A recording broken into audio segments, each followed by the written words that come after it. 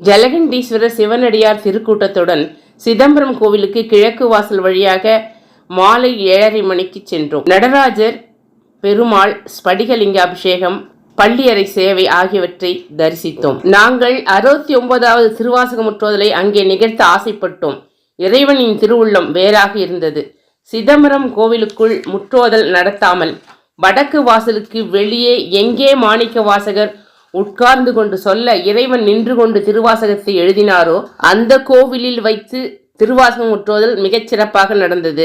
சிதம்பரம் கோவிலின் வடக்கு வாசலுக்கு வெளியே இருக்கும் அந்த கோவிலுக்கு பெயரே ஸ்ரீ மாணிக்க வாசக பர்ணசாலை, ஸ்ரீ ஆத்மநாத சுவாமி தில்லையிலுள்ள திருப்பெருந்துறை என்றிருந்ததுதான் மிகவும் விசேஷம். அதைவிட அதிசயம், சிவபெருமான் நம் குழந்தைகள் கஷ்டப்படக்கூடாது என்று சூரியனுக்கு லீவு கொடுத்து விட்டார்.